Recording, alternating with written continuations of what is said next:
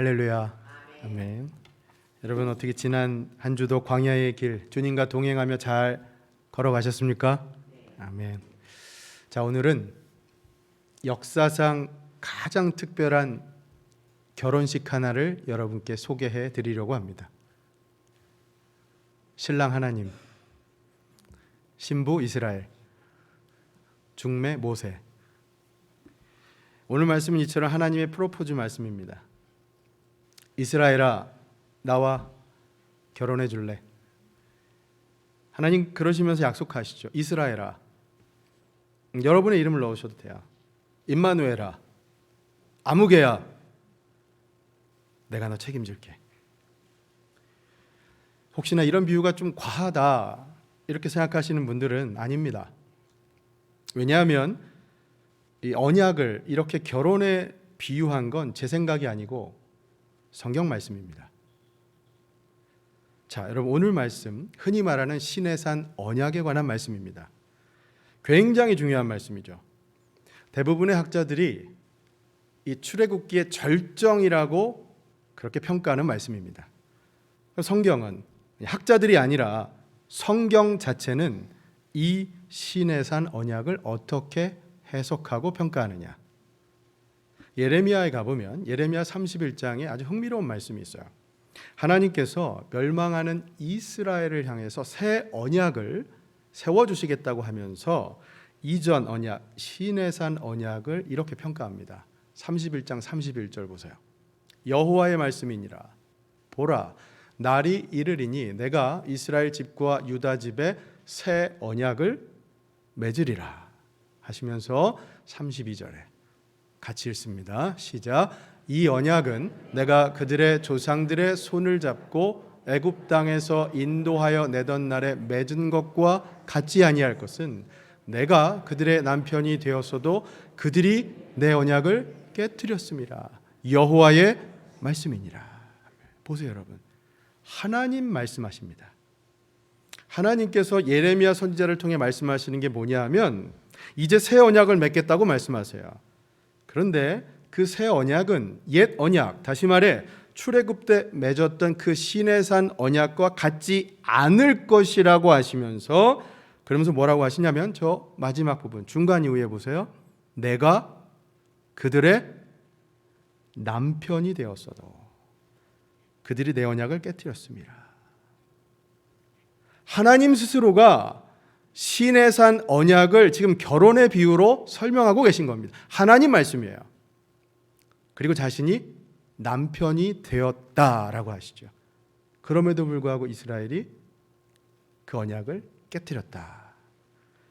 여러분 이스라엘의 역사 잘 아시잖아요. 이스라엘이 나중에는 하나님 외에 다른 것을 숭배하지 않습니까? 영적인 간음을 저지르죠. 그러다가 나라가 망한 거 아니에요. 그죠? 당장의 이 출애굽기에만 해도 이렇게 언약을 체결한 후에 모세가 산에 올라서 십계명을 받으러 간 그 새를 참지 못하고 어떤 일이 일어납니까? 금 송아지를 만들어서 거기다 숭배하는 사건이 일어나지 않습니까? 그러니 여러분 이 예레미야의 말씀처럼 시내산의 언약은 결혼의 비유로 이해하시면 쉽게 이해가 됩니다. 특히나 이 본문 속 오늘 본문 속 하나님의 모습은 프로포즈 하시는 모습이에요. 이스라엘아, 이제 나와 결혼하자. 나와 결혼하면 내가 이거 약속해 줄게. 하나님께서 그렇게 약속하시는 말씀이 바로 오늘 본문의 말씀이라는 겁니다.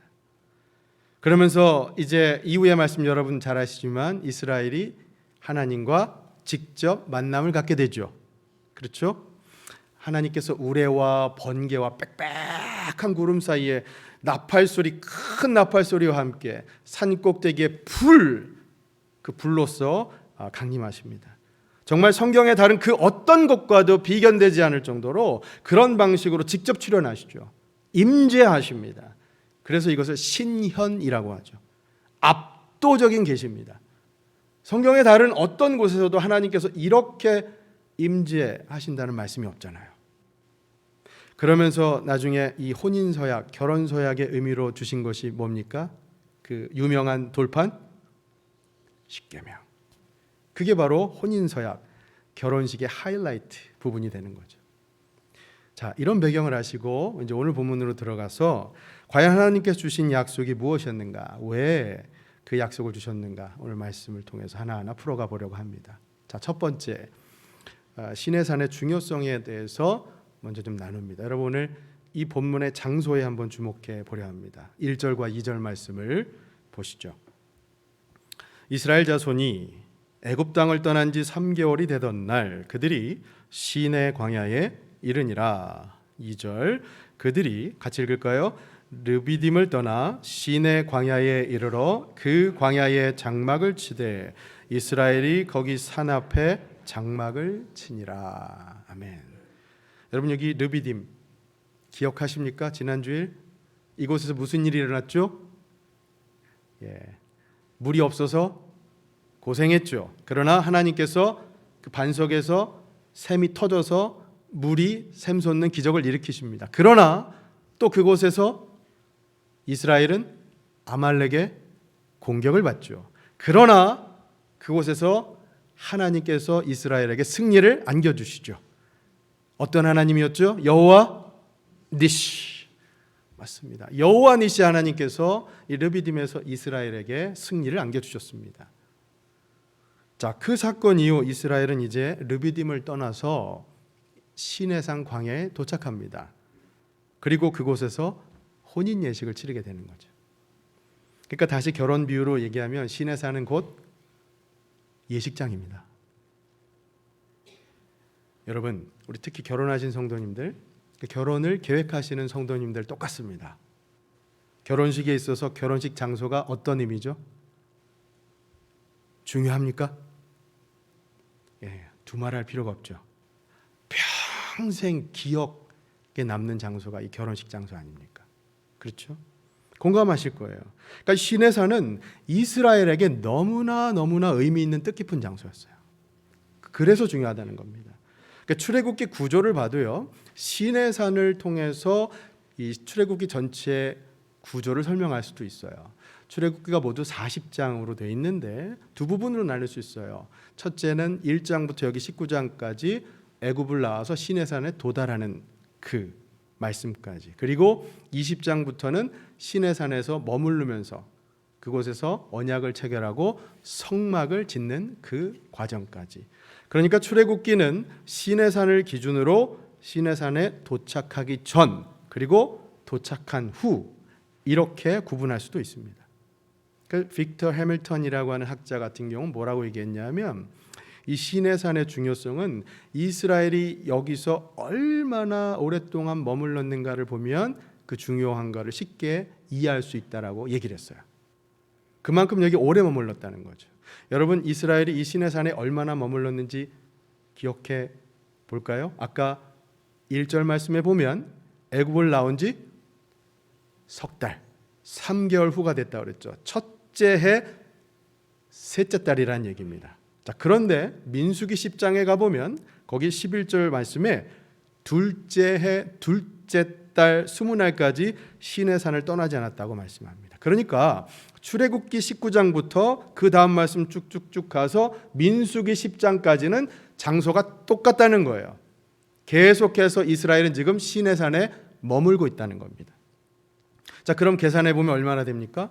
첫째 해 셋째 달부터 둘째 해 둘째 달까지 거의 1년여를 바로 이 시내산에 머물렀다는 말이에요. 그만큼 시내산에서 일어난 사건이 많았고 중요한 의미가 바로 이 시내산이라는 것이죠. 광야 생활을 하는 동안 처음 1년을 여기서 머물렀습니다. 자, 그럼 이제부터 이 시내산에서 맺은 결혼 언약의 구체적인 내용을 좀 보려고 합니다. 두 번째 포인트는 시내산 언약의 이 근거가 뭐냐는 거예요. 왜 하나님 이 언약을 체결해 주셨냐는 거죠. 자, 우리 3절과 4절 말씀 같이 보시도록 하죠. 모세가 하나님 앞에 올라가니 여호와께서 산에서 그를 불러 말씀하시되 너는 이같이 야곱의 집에 말하고 이스라엘 자손들에게 말하라. 하나님께서 이제 모세를 보내시는 거예요. 자, 그러시면서 4절 같이 읽습니다. 내가 애굽 사람에게 어떻게 행하였음과 내가 어떻게 독수리 날개로 너희를 업어 내게로 인도하였음을 너희가 보았느니라. 아멘. 여러분, 하나님께서 이스라엘과 맺으신 이 언약의 근거가 뭘까요? 다시 말해, 하나님 왜 이스라엘과 언약을 맺으셨냐 말입니다. 어렵게 생각하지 마세요. 결혼 비유로 다시 생각하면 신랑 신부 왜 결혼합니까? 사랑하니까. 다른 것 때문에 결혼하는 거 아니지 않습니까? 사랑하니까 결혼하는 거죠. 하나님께서 이스라엘을 사랑하셨기 때문에 지금 언약을 맺으시려는 겁니다. 우리는 이 사랑을 또 은혜라고 부르죠. 그래서 이 언약을 은혜 언약이라고 부르는 거 아닙니까? 근데 여러분 생각해 보세요. 사실 언약을 맺는다고 하는 건 하나님 편에서 생각하면 굉장히 부자유스러운 겁니다. 왜냐? 생각해 보세요. 하나님께서 굳이 누군가에게 무엇에 얽매여 사실 필요가 없는 존재 아니십니까?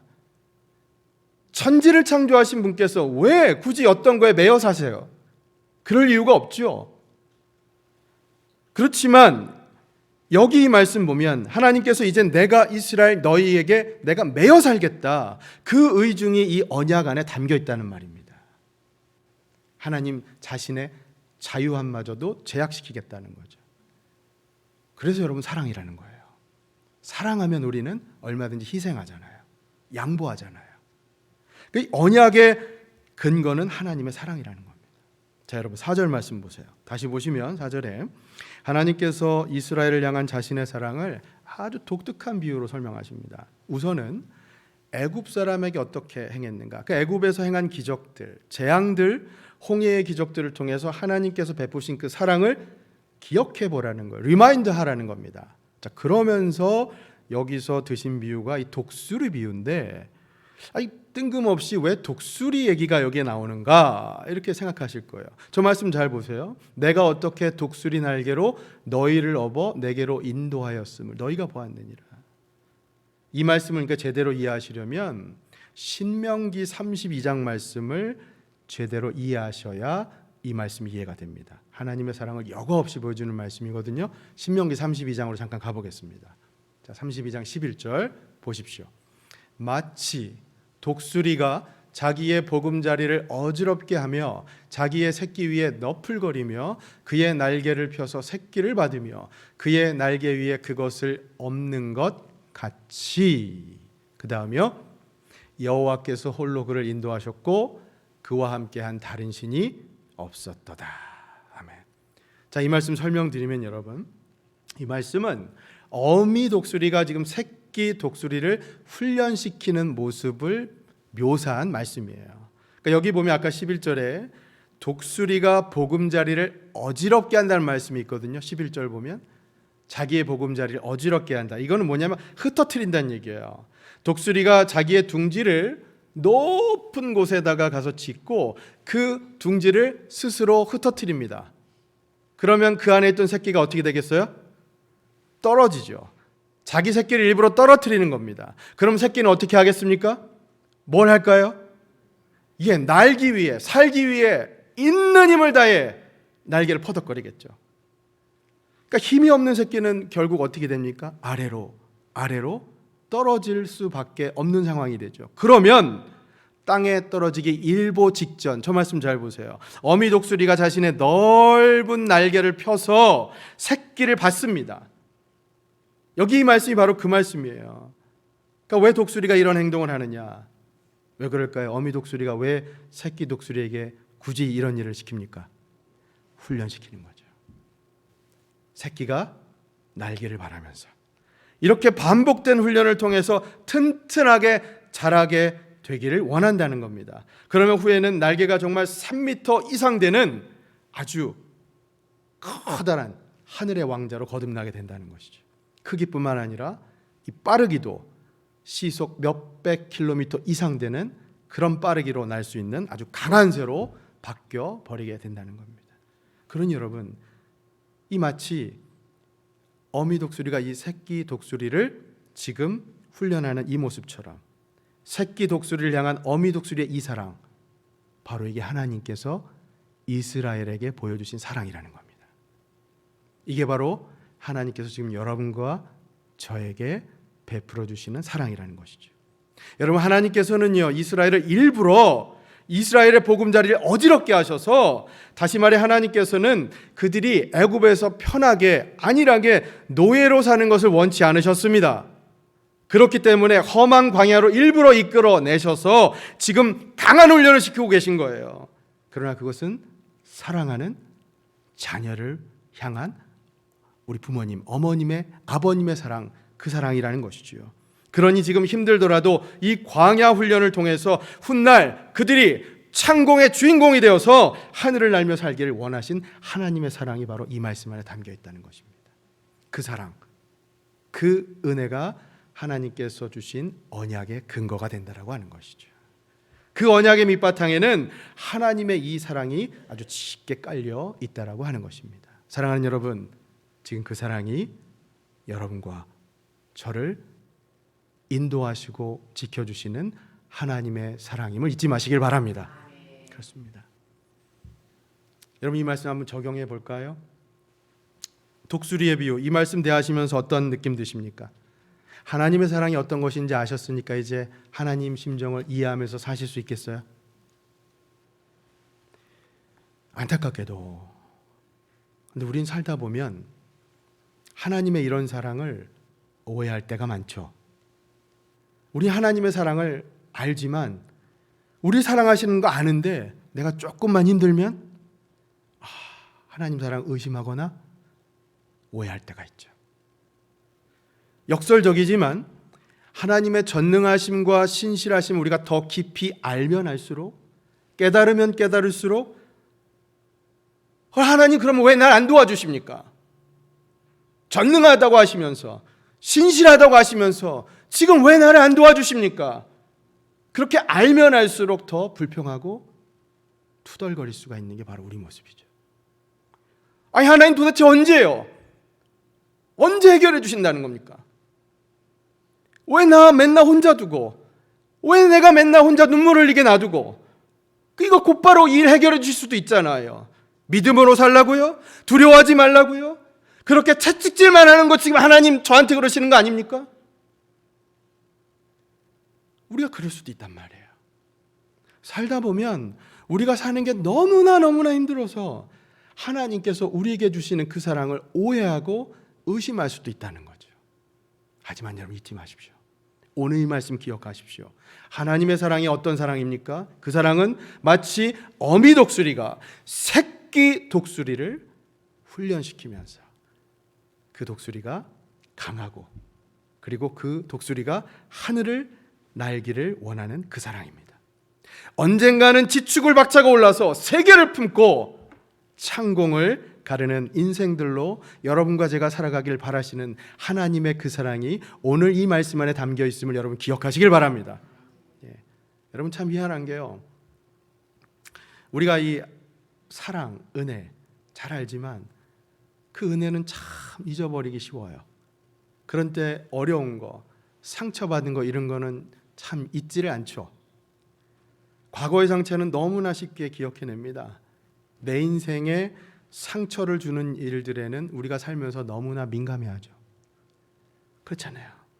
우리가 지금 하루하루 살면서 내 인생에 상처를 주는 일들에는 참 우리가 민감하죠. 그러나 받은 사랑과 받은 은혜는 참 잊어버리기 쉽습니다. 그러니 사랑하는 여러분, 하나님께서 여러분에게 주신 은혜와 사랑 잊지 마시고, 지금 겪는 여러분의 이 어려움, 광야의 훈련 잘 감당하시고 이겨내셔서 영적으로 더 성장하고 성숙해가는 여러분과 저, 우리 임마누엘 교회 될 수 있기를 예수님의 이름으로 간절히 축원합니다. 아멘. 자, 하나님의 사랑이 바로 이 언약 안에 담겨 있는 거예요. 자, 그다음 세 번째, 그렇다면 언약의 내용으로 가서요, 하나님께서 어떤 약속들을 해주셨는가, 우리 세 가지를 좀 보려고 합니다.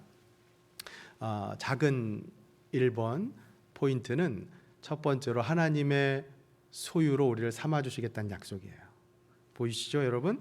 저 포인트 3번 세 가지 약속 가운데 첫 번째, 저를 한번 따라해 주시겠어요? 하나님의 소유로 삼는다는 약속. 이 우리에게 약속하시는 겁니다. 첫 번째. 자, 어떤 의미인가 말씀을 통해 설명드리겠습니다. 5절을 보십시오. 5절 말씀 같이 읽습니다. 시작. 세계가 다 내게 속하였나니 너희가 내 말을 잘 듣고 내 언약을 지키면 너희는 모든 민족 중에서 내 소유가 되겠고. 아멘. 보세요. 언약을 잘 지키면 어떻게 해주신다고요? 모든 민족 중에서 내 소유 삼아주신다는 겁니다. 너희를, 다시 말해 우리를 하나님의 소유로 삼아주시겠다고 약속하신 것이죠. 여러분이 소유라는 말을, 이 뉘앙스 자체가 이게 얼핏 들으면 이게 별거 아닌 것처럼 들리실 수 있는데 아닙니다. 이 안에 굉장히 심오한 영적인 함의가 있어요. 왜냐하면 이 본래 이 소유라는 말을 원어적으로 보면 세굴라라고 하는데, 이게 소유로 번역하기보다 좀 더 정확한 의미를 살려 번역하면 이게 보물이란 뜻이에요. 가장 소중한 거, 가장 귀중한 거, 쉽게 말하면 보물이란 뜻이에요. 하나님께서 우리를 소유, 보물로 삼아주시겠다는 거예요. 여러분 혹시 보물 있으십니까? 뭐 금은보화 이런 거 말고요. 여러분들이 생각하시는 보물 있으세요? 다 있으시겠죠, 누군가. 보물 1호가 뭔가요, 여러분? 사랑하는 자녀? 사랑하는 가족? 사랑하는 교회? 어떤 글을 보니까 무엇인가가 보물이 되려면 두 가지의 가치 때문에 보물이 됩니다. 첫째, 부여된 가치 때문에 보물이 됩니다. 예를 들면 자녀가 부모에게 보물이 되는 거, 그 이유는 능력이 있어서 똑똑해서가 아닙니다. 고통을 주는 자녀라고 할지라도 그 자녀는 부모에게 보물이 됩니다. 왜요? 부모가 그 자녀에게 부여한 가치 때문입니다. 내가 누구에게, 무엇에게 부여한 가치 때문에 보물이 된다는 거예요. 여러분, 하나님께 우리가 그런 존재 아닙니까? 우리들이 하나님께 보물이 되는 이유는 우리가 하나님을 위해서 무엇을 했기 때문이 아니라 하나님께서 우리를 택하셨기 때문에, 다시 말하면 우리에게 가치를 부여하셨기 때문에, 그래서 여러분과 제가 하나님의 보물이 된 줄로 믿으시길 바랍니다. 아멘. 두 번째, 부여된 가치뿐만 아니라 지불된 가치 때문에 보물이 됩니다. 여러분, 우리가 왜 하나님께 보물입니까? 맞습니다. 우리를 위해서 사랑하는 독생자까지 희생하셨기 때문이죠. 믿습니까? 예, 그렇습니다. 영원한 하나님의 아들의 그 생명, 그것이 희생되었기 때문에, 다시 말해 가치가 지불되었기 때문에 여러분과 제가 하나님의 보물이 된 줄로 믿으시기를 바랍니다. 그럼 여러분 생각해 보세요. 보물을 가진 자의 심정이 어떨까요? 보물을 가진 사람의 마음이 어떻겠어요, 여러분? 여러분들이 갖고 계신 보물 생각해 보세요. 지금 그 보물 한번 생각해 보세요. 생각만 해도 입에서, 얼굴에서 자연스럽게 흐뭇한 미소가 나와야 하는 게, 그게 바로 보물이죠. 근데 미소가 안 떠오르면 그건 보물이 아니겠죠? 그렇죠? 그 존재를 생각하는데 미소는커녕 인상만 찌그러진다면 그건 보물이 아닙니다, 여러분. 사랑하는 여러분, 하나님 앞에 우리가 그런 존재라는 겁니다.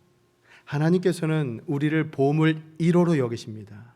보배로운 소유, 보배로운 존재로 삼아주십니다. 그러니 생각만 해도, 하나님께서 생각만 해도, 우리를 생각만 해도 흐뭇한 미소가 하나님 앞에 나오게 되실 줄로 믿습니다. 그러니 여러분, 반대로요, 저는 여러분과 제게도 우리 주님께서 그런 보물과 같은 존재가 되실 수 있기를 간절히 소망합니다. 우리가 예수님만, 우리 주님만 생각하면 여러분 얼굴에 미소가 가득해지는 그런 놀라운 일들이 날마다 일어날 수 있기를 예수님의 이름으로 간절히 축원합니다. 마치 우리 찬송가 구주를 생각만 해도 그 찬송가 가사 여러분 잘 아시잖아요. 가사가 어떻게 되죠? 구주를 생각만 해도, 그 다음이요, 이렇게 좋거든. 그 얼굴 배울 때야 얼마나 좋으랴. 아멘. 생각만 해도 좋은데 그 얼굴 뵐 때마다 얼마나 좋겠냐고 고백하지 않습니까? 사랑하는 여러분, 이 찬송과 같은 삶 살아가시기를 예수님의 이름으로 간절히 축원합니다. 여러분들은 하나님의 보배세요. 그러니 마찬가지로 우리 주님께서 여러분의 보물과 같은 존재임을 잊지 마시기를 바랍니다. 신명기 26장 18절에 이런 말씀이 있어요. 여호와께서도 내게 말씀하신 대로 오늘 너를 그의 보배로운 백성이 되게 하시고. 그렇습니다. 잘 보세요. 우리가 하나님의 보배로운 백성이라고 말씀하십니다. 믿습니까? 아멘. 그런가 하면 말라기 3장 17절에 가면 또 이런 말씀이 있어요. 우리 저 말씀 같이 한번 읽어보죠. 시작. 만군의 여호와가 이르노라 나는 내가 정한 날에 그들을 나의 특별한 소유로 삼을 것이요 또 사람이 자기를 섬기는 이들을 아낌같이 내가 그들을 아끼리니. 아멘. 여러분 여기 말씀 보세요. 나의 특별한 소유로 삼을 것이라고 말씀하시죠. 여기 소유가 아까 우리 본문에 나온 그 소유와 같은 말이에요. 하나님께서 자신의 소유로 삼으시겠다. 그 소유와 같은 말이에요. 보물이라는 뜻입니다. 하나님께서 우리를 보물로 여겨주신다는 거예요. 사랑하는 여러분, 여러분과 저는 하나님의 보물입니다. 믿습니까? 예. 이것이 하나님께서 언약을 맺으면서 약속하신 첫 번째입니다. 이 말씀이 여러분들을 또 이 한 주 살아가게 하는 힘과 기쁨이 될 수 있길 진심으로 소망합니다. 아멘. 자, 두 번째, 하나님께서는 제사장 나라로 삼겠다고 약속을 하십니다. 이제 세 번째까지 같이 보면요, 하나님께서는 또 거룩한 백성으로 삼겠다고 약속을 하십니다. 자, 이게 어떤 의미인가? 이번에도 말씀을 통해 설명드리겠습니다. 6절을 보시죠. 5절부터 보겠습니다. 세계가 다 내게 속하였나니 너희가 내 말을 잘 듣고 내 언약을 지키면 너희는 모든 민족 중에서 내 소유가 되겠고. 자, 그러면서 6절 같이요. 너희가 내게 대하여 제사장 나라가 되며 거룩한 백성이 되리라. 너는 이 말을 이스라엘 자손에게 전할지니라. 아멘. 여러분 이 말씀 주목하십시오.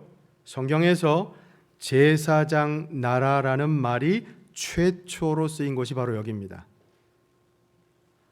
아니, 더 정확하게 말씀드리면 구약 성경에서 제사장 나라라는 말이 쓰인 유일한 곳이 바로 여기입니다. 그만큼 이 말씀이 특별하다는 거예요. 여러분, 제사장 나라가 어떤 의미일까요? 나라. 이스라엘이 이제 나라가 되었다는 의미. 우리도 이제 7월 4일 미국도 독립기념일이 오는데 독립된 나라가 되었다는 의미일까요? 제사장이 여러분 어떤 역할을 합니까? 어떤 직분입니까? 제사장은 하나님과 백성 사이에 서서 그 중간에서 역할을 하죠. 제사장은 하나님께 백성들을 위해 제물을 올려드리는 역할을 하고, 반대로 백성에게는 하나님의 율법을 가르치고 하나님이 어떤 분이신지를 가르치는 역할을 수행합니다. 그러니까 제사장 나라가 된다는 의미는 하나님을 아는 지식을 열방에 다 전하고, 반대로 열방을 하나님 앞으로 인도하는 역할을 수행하는 게 바로 제사장이라는 것이죠. 그러니까 나만 잘 먹고 잘 사는 식의 논리가 아니라 이제 이스라엘을 통해서, 그리고 여러분과 저를 통해서 다른 나라, 다른 민족, 다른 영혼이 하나님의 복을 누리는 축복의 통로로 우리를 사용하시겠다고 하는 것이 바로 이 약속 안에 담겨 있다라고 하는 것이요. 제사장 나라. 이게 놀라운 약속입니다, 여러분. 그러니 사랑하는 여러분, 하나님의 언약은 열방의 모든 나라, 모든 민족을 품고 그들을 구원하시겠다고 하는 하나님의 뜻이 이 안에 담겨 있는 언약입니다. 그러니 하나님의 언약 백성인 여러분과 저도 제사장의 역할을 감당하며 살아야 할 줄로 믿습니다. 여러분 기억하십시오. 하나님께서는 여러분들을 복음의 제사장, 왕 같은 제사장으로 부르신 줄 믿으시길 바랍니다. 여러분들을 통해서 캠퍼스의 수많은 영혼들, 이 필라델피아의 방황하는 무리들 그리고 열방의 민족들이 하나님께로 인도되기를 원하셨습니다. 하나님 그 뜻을 갖고 우리에게 언약을 맺어주신 거예요. 그러니 내가 하나님의 제사장이 되었다는 그 분명한 소신과 확신을 갖고 하루하루 살아가시기를 예수님의 이름으로 간절히 축원합니다. 여러분, 이 주제를 아주 선명하게 드러내는 신약 성경의 말씀이 있죠. 이 구약의 말씀, 오늘 본문의 말씀을 신약의 버전으로 바꾼 것이 바로 그 유명한 베드로전서 2장 9절 말씀이잖아요. 예수를 믿는 사람이라면, 예수님을 영접한 사람이라면 전부 다 왕 같은 제사장이 된다고 말씀하잖아요. 자, 우리 저 말씀을 같이 한번 읽겠습니다. 시작. 그러나 너희는 택하신 족속이요 왕 같은 제사장들이요 거룩한 나라요 그의 소유가 된 백성이니 이는 너희를 어두운 데서 불러내어 그의 기이한 빛에 들어가게 하신 이의 아름다운 덕을 선포하게 하려 하심이라. 아멘. 이게 바로 우리에게 주신 말씀입니다, 여러분. 그렇습니다. 그 동일한 말씀이 놀랍게도 성경의 가장 마지막 말씀인 요한계시록에 가서 똑같이 나와요. 요한계시록 5장에 가보면 10절에 이렇게 되어 있습니다. 보십시오.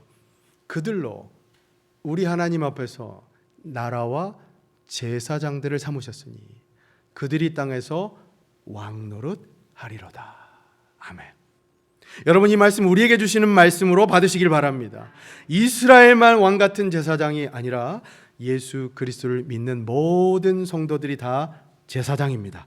거룩한 백성입니다. 그러니 감사한 것이죠. 왜냐하면 제사장은 아무나 되는 게 아니기 때문입니다, 여러분. 제사장은 하나님께서 정한 구별된 사람만이 될 수가 있었습니다. 그러니 여기에 우리의 감사가 있는 것이죠. 하나님께서 우리를 그렇게 구별하셨다는 얘기입니다. 거룩한 백성 삼으셨다는 말씀이에요. 그러니 사랑하는 여러분, 여러분들은 하나님의 제사장 나라요 거룩한 백성임을 믿으시길 바랍니다. 하나님의 특별한 소유요 보물이요 제사장 나라요 거룩한 백성으로 알고 살아가시기를 예수님의 이름으로 간절히 축원합니다. 아까 계시록의 그 마지막 말씀처럼 그래서 언젠가는 우리가 주님과 함께 왕노릇하며 살 것을 여러분 굳게 믿으시고 이 땅에서의 하루하루의 삶 제사장 나라와 거룩한 백성으로 살아가는 우리 모두가 될 수 있기를, 우리 교회가 될 수 있기를 예수님의 이름으로 간절히 축원합니다. 아멘.